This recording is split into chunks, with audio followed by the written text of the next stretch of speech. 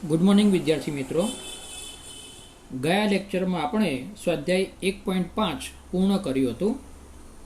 आज आपणे स्वाध्याय 1.6 शुरू करीए अने स्वाध्याय 1.6 पूर्ण थता आपणो चेप्टर नंबर 1 अहीं आज पूर्ण थशे। बहु ज अगत्यनुं स्वाध्याय छे आ रह्युं अने एकदम सिम्पल अने सहेलुं अने परीक्षामां आमांथी टूंका दाखला पूछाय 100%। तो दाखला नंबर 1 है किंमत शोधो। पहलो दाखलो आपेलो है 64 नी उपर 1/2 घात। हवे जरा ध्यान आपजो विद्यार्थीओ, अहीं घात आपेली है 1/2 1/2 एनो मतलब कि 64 ए कोईनी 2 घात है। तो याद करो कि 64 एक कोनो वर्ग है। तो તમે કહેશો કે સાહેબ 64 એટલે 8નો વર્ગ થાય।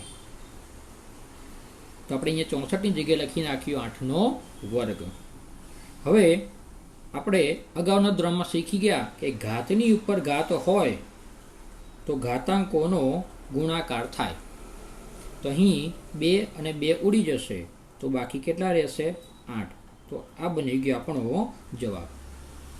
એકદમ સિમ્પલ અને સહેલો દાખલો છે। चलो ए प्रमाणे दाखला नंबर 2 जोईए। 32 नी उपर 1/5। 32 नी उपर केटली घात आपेली छे 1/5 1/5 5 एनो मतलब कि 32 ए कोकनी 5 घात हशे।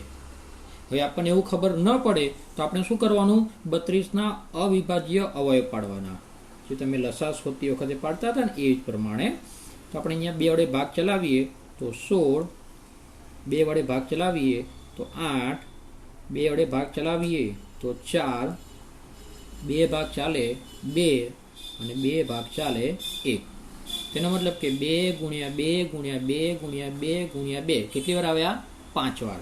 તેનો मतलब कि 32 એ 2 ની 5 ઘાત થશે અને ઉપર 1/5।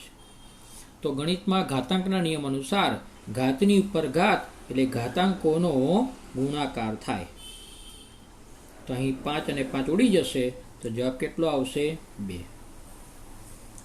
आ विद्यार्थी मित्रों रफ काम छे, परीक्षा में दर्शावવું जरूरी नहीं। जो तमने याद रहे कि 32 ए 2 ની 5 घात छे तो तमे डायरेक्ट आ दाखलो गणी शको छो। हवे आपणे जोईए दाखला नंबर 3। दाखला नंबर 3 नी रकम है 125 एना उपर 1/3।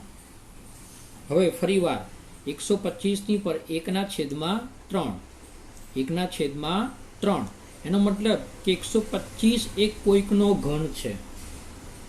ना याद रहे तो विद्यार्थी मित्रों आ प्रमाणे भाग पाड़शो तो तमने खबर पड़शे कि 125 ए 5 नो घन है।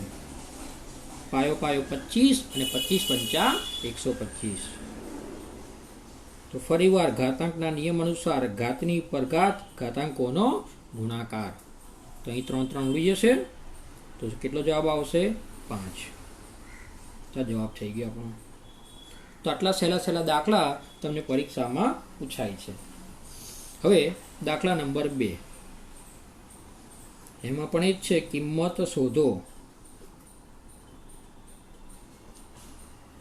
पहलो दाखलो 9 नी उपर 3/2। बराबर ध्यान आपजो विद्यार्थी मित्रों, आ दाखला पण आना जेवा ज छे।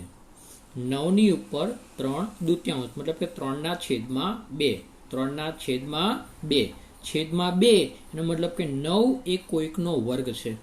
अने आपणे बधाने खबर छे कि 9 ए कोनो वर्ग छे 3 नो। तो आपणे अहींया 9 नी जग्याए शुं लखी नाखीशुं 3 नो वर्ग।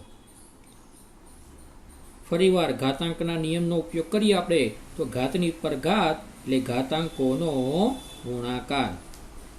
तो અહીં 2 અને 2 ઉડી જશે તો જવાબ શું આવશે 3 ની ઉપર અહીંયા 3 ઘાત 3 ની ઉપર 3 ઘાત એટલે 3 ગુણ્યા 3 ગુણ્યા 3 બરાબર 27। તો આ થઈ ગયો આપણો જવાબ।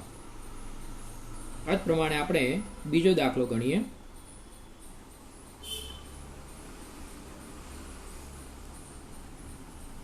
32ની ઉપર 2/5. આ દાખલો થોડોક આગળ આવી ગયો.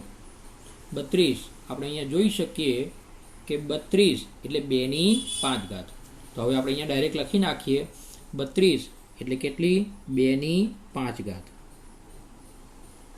અને એની ઉપર કેટલા આપેલા છે 2/5.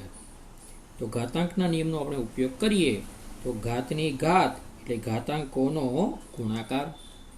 અહીં 5 અને 5 ઉડી જશે તો બાકી રહેશે 2 ઉપર 2 ઘાત. 2 ઉપર 2 ઘાત મતલબ 2 ગુણ્યા 2 બરાબર જવાબ આવશે 4.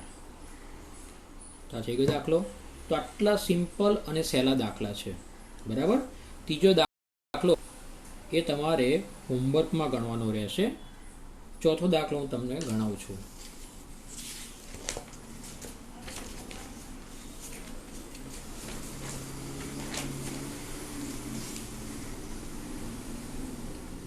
દાખલા નંબર 4. દાખલા નંબર 4ની રકમમાં આપેલું છે 125ની ઉપર -1/3. હવે વિદ્યાર્થીઓ અહીં માઇનસ ઘાત આપેલી છે. માઇનસ ઘાત આપે તો ડરવાની કોઈ જ જરૂર નથી. આપણે જે આગળના રીત પ્રમાણે દાખલો ગણીશું. અહીં રકમમાં ઘાત આપેલી છે -1/3. છેદમાં 3 એનો મતલબ કે 125 એ કોનો ઘન છે 5નો ઘન. -1/3. ફરી અહીં ઘાતાંકના નિયમનો ઉપયોગ કરીશું. ઘાતની પર ઘાત ઘાતાંકોનો ગુણાકાર. 3 3 ઉડી ગયા તો શું આવશે 5ની ઉપર -1 ઘાત. હવે જો તમારે માઇનસ ઘાતને દૂર કરવા હોય તો તમારે એ આખી ઘાતવાળું જે પદ છે એને 1ના છેદમાં લખવામાં આવે. તો અહીંયા 5ની 1 ઘાત. તો 5ની 1 ઘાત તો અહીંયા જે માઇનસ ઘાત હતી એને છેદમાં લઈ જાઓ તો એ પ્લસ ઘાતમાં ફેરવાઈ જાય.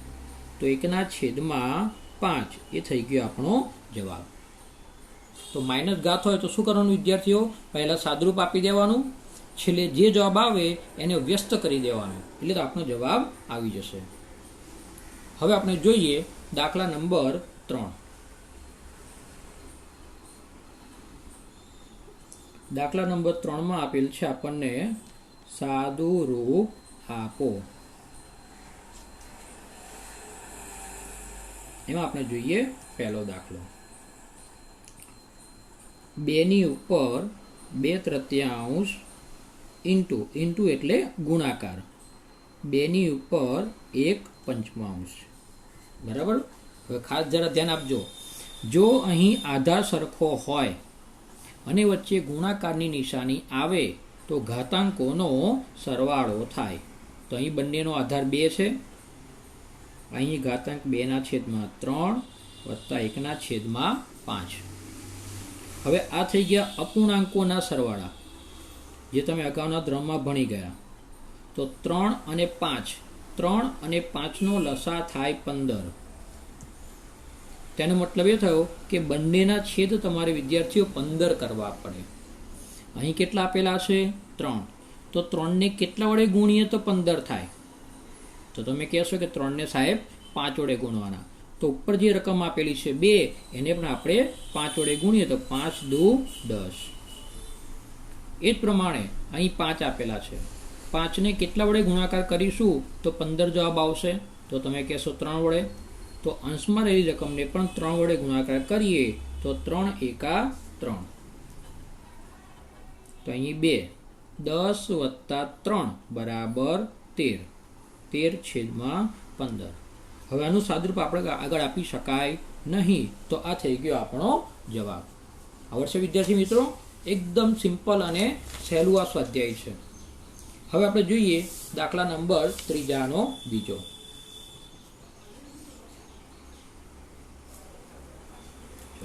રકમ છે 1/3 અને આખા કૌંસની ઉપર 7. બરાબર. ચલો હવે આ દાખલો 2 રીતે ગણી શકાય.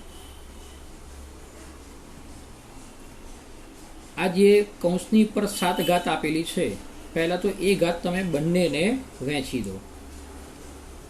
તો 1ની ઉપર 7, છેદમાં 3ની ઉપર 3 ઘાત અને એની ઉપર પણ 7 ઘાત. થઈ ગયું આટલું. હવે 1ની ઉપર 7 ઘાત, 1ની ઉપર ગમે તેટલી ઘાત હોય, જવાબ શું આવશે વિદ્યાર્થીઓ? 1 જ. ફરીવાર અહીંયા આધાર 3, ઘાત 3 અને એની ઉપર પણ ઘાત 7. તો ઘાતાંકોના નિયમ અનુસાર ઘાતની ઉપર ઘાત હોય તો ઘાતાંકોનો ગુણાકાર થાય. આ બધા જ નિયમો તમે અગાઉના ધોરણમાં ભણી ચૂક્યા છો, એ યાદ તમારે રાખવા પડશે. તો ઘાતની ઉપર ઘાત એટલે ઘાતાંકોનો ગુણાકાર. તો 3 ગુણ્યા 7, 7 તરી 21. તો 1ના છેદમાં 3ની 21 ઘાત. હવે આગળ આપણે દાખલો ગણી ગયા હતા એ જ પ્રમાણે જો છેદમાં આપેલા પદને અંશમાં લઈ જવું હોય તો ઘાતની નિશાની બદલાઈ જાય, એટલે કે કેટલા થઈ જશે? -21. તો જવાબ આવ્યો 3ની ઉપર -21 ઘાત. તો આ થઈ ગયો આપણો આન્સર. હવે છે વિદ્યાર્થીઓ, ચલો હવે આપણે જોઈએ દાખલા નંબર 3. બહુ જ સહેલા દાખલા છે, થોડુંક સમજીને પ્રેક્ટિસ કરશો આવડી જશે. જો ત્રીજો દાખલો છે 11ના ઉપર 1/2 છેદમાં 11ની ઉપર 1/4. તો અહીંયા તમે જુઓ તો બંનેમાં આધાર સરખો આપેલો છે 11, 11 અને બંને પદ અંશ અને છેદમાં છે. તો જ્યારે આધાર સરખો હોય અને ભાગાકાર આપેલો હોય તો ઘાતાંકોની હંમેશા શું થાય? બાદબાકી. તો આ 11 આધાર થઈ ગયો, ઉપર 1/2 -1/4. તો આપણે જેમ અહીંયા આગળ અગાઉના દાખલામાં અપૂર્ણાંકોના સરવાળા કર્યા હતા એ જ પ્રમાણે અહીંયા અપૂર્ણાંકોની શું આવશે? બાદબાકી. તો 11, 2 અને 4 બંનેનો લસા કેટલો આવશે? 4. તો 2 ને કેટલા વડે ગુણીએ તો 4 થાય? તો તમે કહેશો 2 વડે. તો ઉપર આપેલી રકમને પણ 2 વડે ગુણવા પડે. અહીંયા છેદમાં કેટલા આપેલા છે? 4. 4 ને કેટલા વડે ગુણો તો 4 આવે? 1 વડે. તો ઉપરની રકમને પણ 1 વડે ગુણવા પડે. 2 - 1 તો જવાબ આવશે 1/4. આનું સદરૂપ આગળ આપી ન શકાય, માટે આ બની જાય આપણો જવાબ. હવે છેલ્લો દાખલો આ સ્વાધ્યાયનો 4થા નંબરનો. 7ની ઉપર 1/2 ગુણ્યા 8ની ઉપર 1/2. હવે આ દાખલામાં અને ત્રીજા દાખલામાં શું ફરક હતો? તો અહીં તમે જોઈ શકો કે બંનેનો આધાર અલગ અલગ છે, પરંતુ બંનેની ઘાત સરખી આપેલી છે. બરાબર વિદ્યાર્થીઓ, ખાસ ધ્યાન આપજો. આધાર અલગ અલગ છે અને ઘાત સરખી છે. તો આપણે શું કરીશું? બંનેની ઘાત સરખી છે તો પર ઘાત લખી નાખી 1/2. 7 અને 8ની વચ્ચે ઇન્ટુ એટલે કે ગુણાકારની નિશાની છે, તો આપણે લખી નાખીએ 7 ગુણ્યા 8. તો 7 × 56 અને એની ઉપર 1/2. હવે 56 એ કોઈનો વર્ગ નથી, માટે આપણે સાદરૂપ આગળ આપી શકાશે નહીં. તો આ બની ગયો આપણો જવાબ. તો અહીં આપણું આ ચેપ્ટર અહીં પૂર્ણ થાય છે. એટલે આ ચેપ્ટરની તમને વર્કશીટ મોકલીશ અને બીજા દાખલાની પ્રેક્ટિસ તમે કરજો. અને જે દાખલામાં સમજ ન પડે તો મને ફોન કરવો. બરાબર વિદ્યાર્થી મિત્રો, હવે આ બધા જ દાખલાઓ હું યુટ્યુબ ઉપર મૂકું છું. તો આ દાખલાઓ જે છે એ તમારે જોવાના છે. જ્યાં જ્યાં બી તકલીફ પડે તો એનો એ જ દાખલો 2 વખત 3 વખત જોવો તો તમને દાખલાનો આઈડિયા આવી જશે. એટલે જ્યાં જ્યાં તમને ભૂલ પડશે તો તમને બધી જ માહિતી મળી રહેશે. ઓકે. અને આ વસ્તુને તમે તમારા મિત્રો સાથે શેર પણ કરી શકો છો. આ જ બધા દાખલા જો તમારે જોવા હોય તો TINKESHPATEL